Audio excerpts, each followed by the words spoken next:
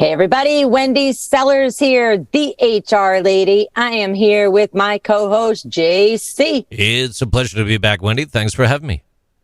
Thank you. You help me maintain some kind of sanity in these podcasts as well. So, folks, we're here today. Short podcast. We want to talk about, being inclusive, and want to take this a little bit of a step further.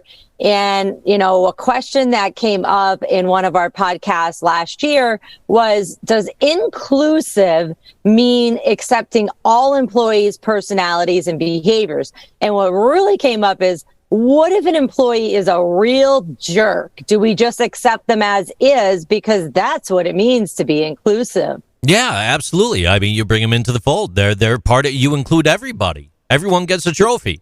Tide Pods Everyone for all. gets a trophy. You're a jerk. Here's a trophy for being the biggest jerk there is. Welcome to the team.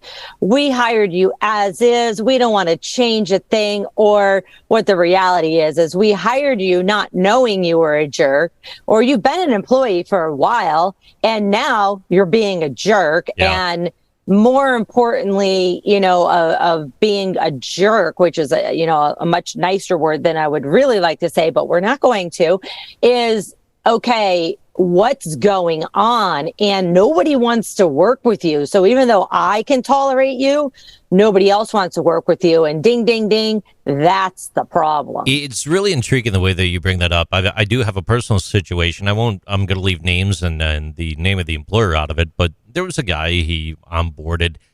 Seemed like a fairly nice gentleman. And after working together, he was kind, he was cordial to start. And then the humor came out. Then it was dry, sarcastic humor. Then that turned into like aggressive behavior type humor and picking on the elderly and making fun of disabled people and, looking people up on Facebook or Instagram while he's talking with them. And these are members of the public that you don't need to be doing that on.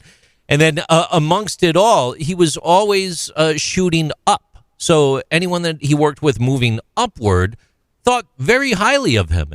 Anyone that he moved past, that he used to work with, he'd just burn those bridges along the way.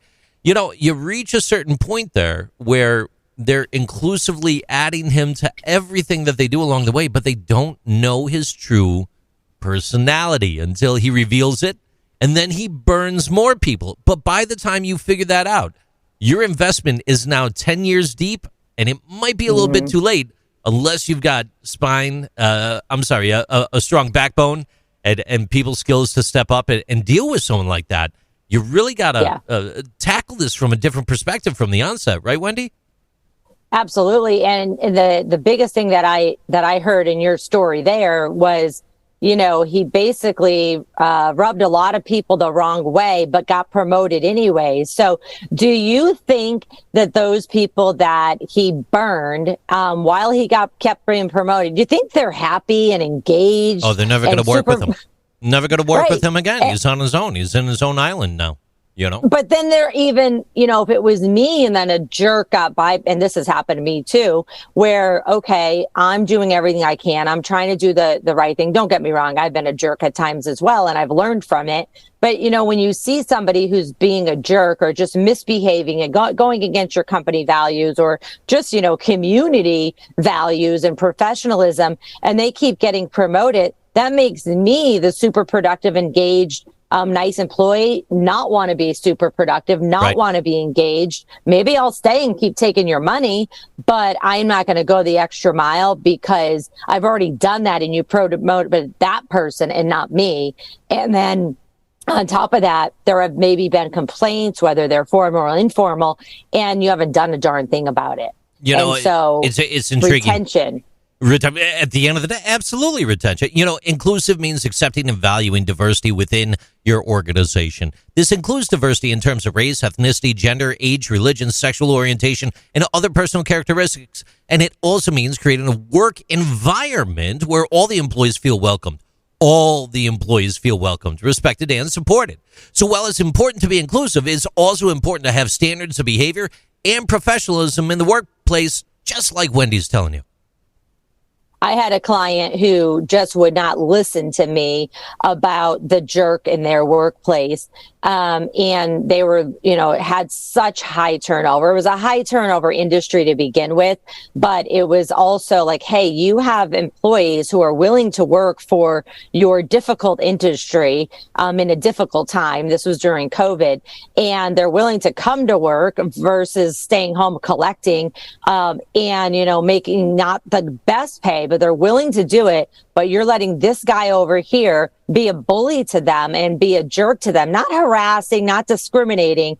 And they lost so many employees. The turnover was so high. Needless to say, they're not my client anymore.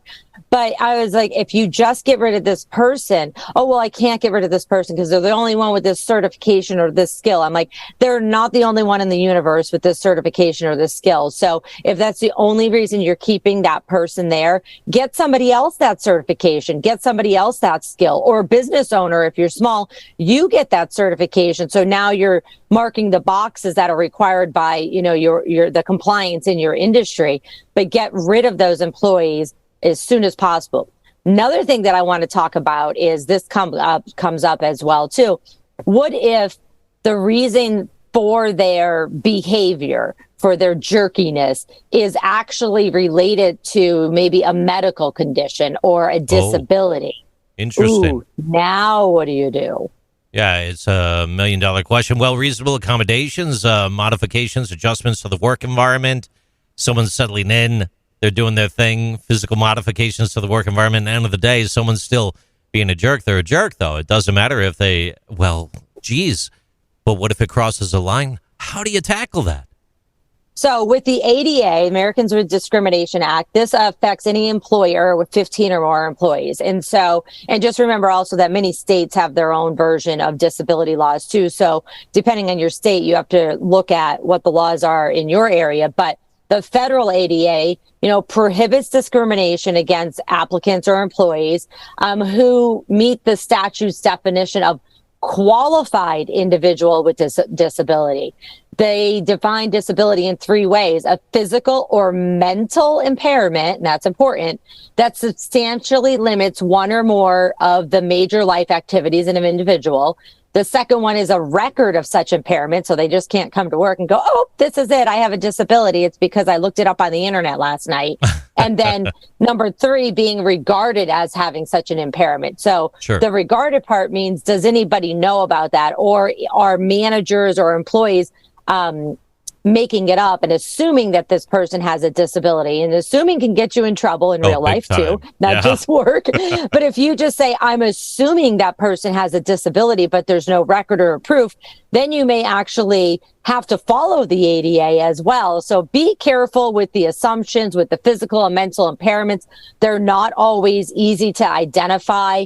But as JC said, with or without a physical or mental impairment that is or is not covered by the ADA, that does not allow people to bully, discriminate, harass, show bias, or be a jerk and go against the expected behaviors in your workplace. Reasonable accommodation. Accountable. Reasonable accommodation is that collaborative process, right, Wendy? It involves the employee, the employer.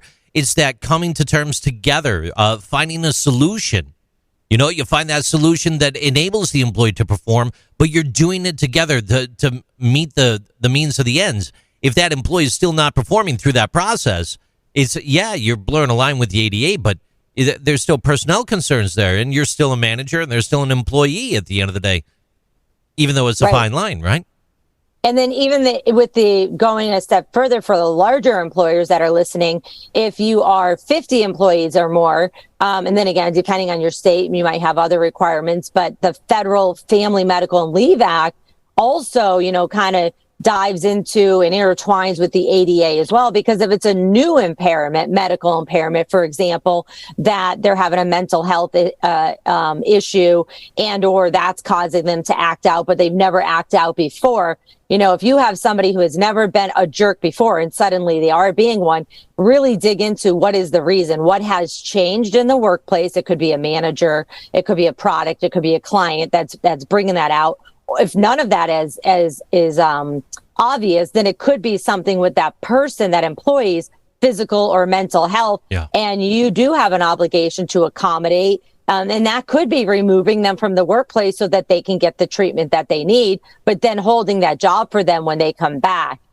After you've gone through all your, your list, your ABC list, my ADA list, my FMLA, how many other lists there might be depending on what your industry is, and then what state or county or city you're even in and the laws that are affected there, then is when you should take the next step and say, okay, first of all, you want to address this possibly with an employment attorney or with an HR consultant who is familiar with your state and then with these laws. And then you say, you know what? We've documented this all. We've done everything we can for you, employee, but you're still acting like a jerk and you're misbehaving and there's no more accommodations left.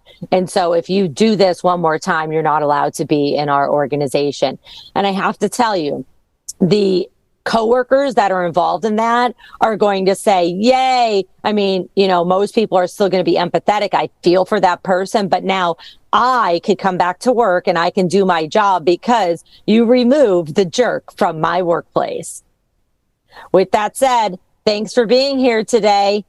Everybody have a great new year and we will chat with you soon.